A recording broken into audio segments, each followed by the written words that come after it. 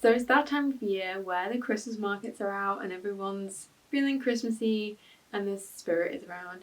So I thought, in the spirit of Christmas, even though I am working this year at Christmas, which is very depressing, but in the spirit of Christmas, I'm going to make a Christmas dress. And I have the fabric for it. I got this beautiful like wine coloured fabric and it's so slippy.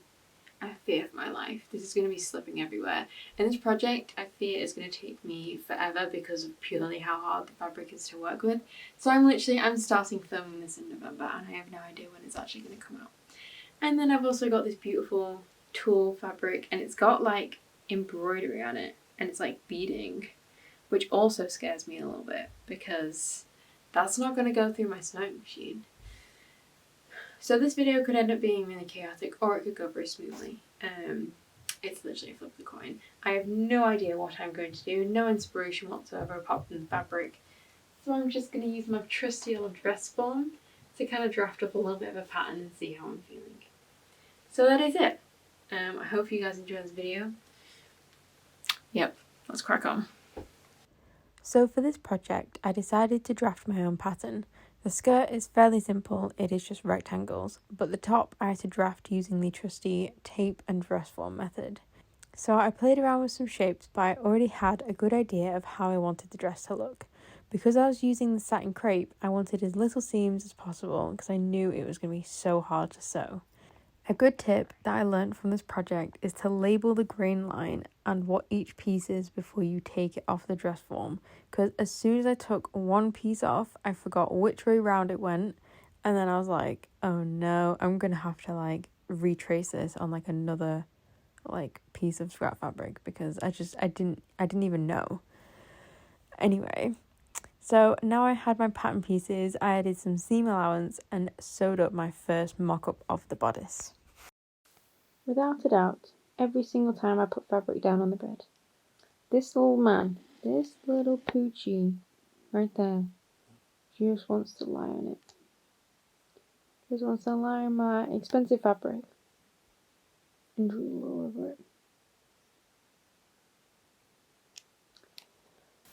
Okay, so this is mock-up number 1 and I'm pretty happy with it. I had to add a good 2 inches to the waist because her waist sits a lot higher than mine, and then I think she's got a bit of a broader back because I've got like a lot of excess here at the back, so I'm gonna have to take a little bit off that, and then I think that's pretty much it for drafting up like a little bit of a pattern. I'm quite happy with the way it fits. It's turned out alright, which is scary because normally I have to do like 3-4 like mock-ups before I'm happy, but it's quite a simple pattern and I don't want it to be too tight either because I'm like thinking Christmas Day and all. Gonna eat lots of food and then I'm gonna have some straps as well to hold it up so that it'll kind of like feel more comfortable and it won't feel like, you know, she's gonna go anywhere at any point. So yeah, I'm gonna unpick these and use these as my actual pattern pieces, and then I'm gonna cut out of the satin, which is terrifying. So now that I am happy with how the top is fitting, I unpicked my mock-up and used these pieces to cut out of the actual fabric. This was tricky because the fabric was very slippy, so I made sure to pin the pattern pieces to both layers of the fabric. After cutting out the pattern, I got to sewing the bodice. It was fairly simple construction, I just had the 2 princess seams and the side seams to sew, but then I left the back open for a zipper. After sewing the bodice, I made some straps. I wanted the straps to be like bows on my shoulders so that I could like grab the front strap and the back strap and tie it on my shoulder, if that makes sense.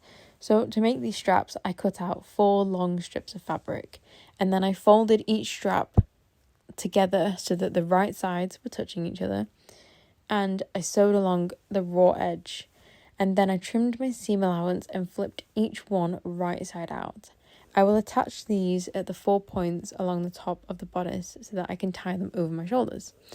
This also gives me some adjustability with the dress so that, you know, if I want the neckline to come a little bit higher, I can like tie them tighter, and if I want them to be like lower, I can tie it like a little bit looser, if that makes sense. So I finished putting the bodices together, and that's like the lining, and then I've also got the outer shell as well here. And to say this is my first time working with satin crepe, I've done an alright job. I don't think it looks too bad.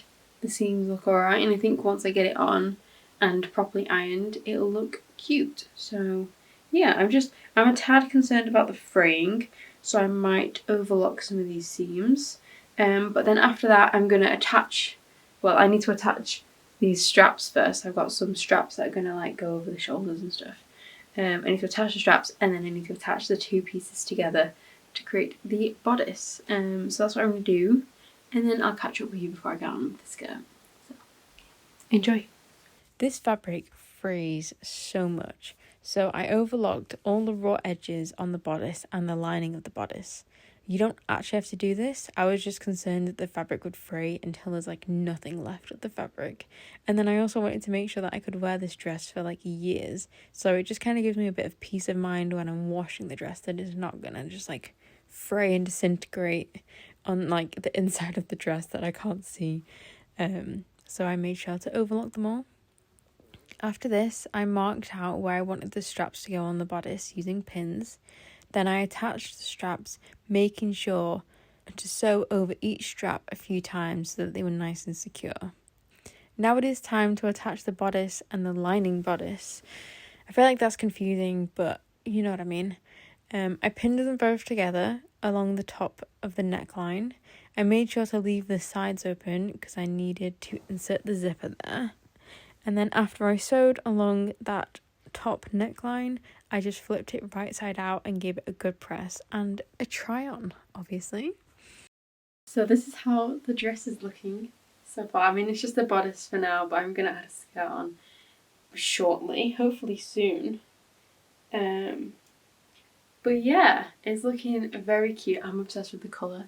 I like the style. I think it's just nice and simple, and it means I don't have like a million seams. And I think for my first time sewing satin crepe, it's pretty good. It's quite a very slippery, loose fabric, and it feels really nice as well.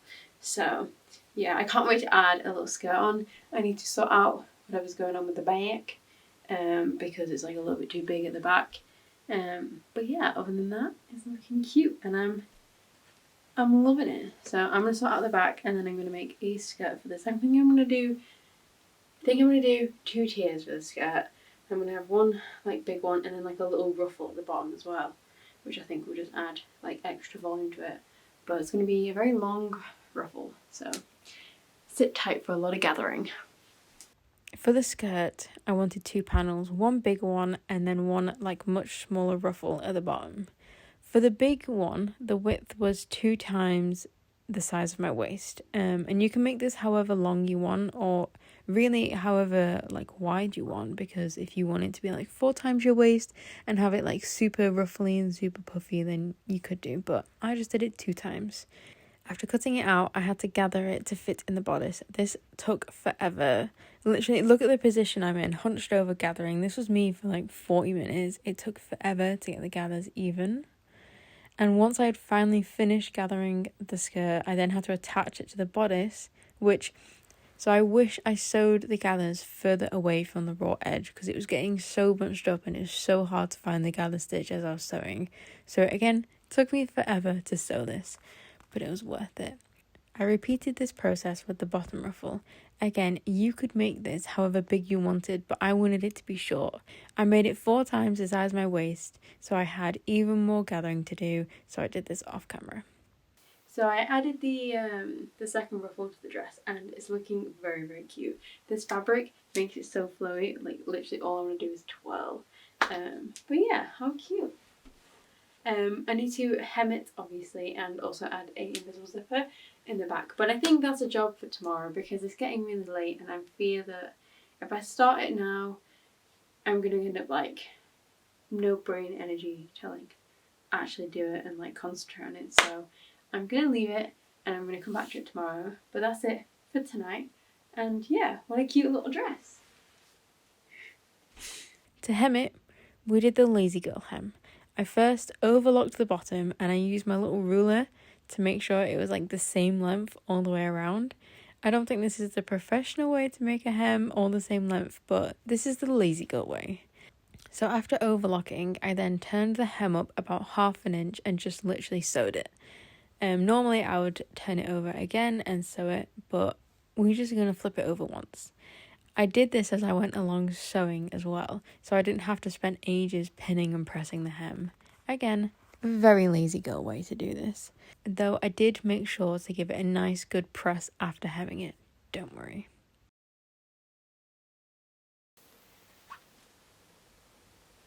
So as you can guess, the dress is done. How cute is that? Oh my god, hang on, let me tell you up. There we go. Actually see my face a little bit better now. But yeah, the dress is done. I can't believe it. I'm obsessed with the colour, and also matching bow. How cute is that? I literally spotted it in the shop and I was like, I have to get that because it's going to match my dress. But yeah, very happy that I got it finished. I was cutting it a little bit fine there with Christmas being in just a few days.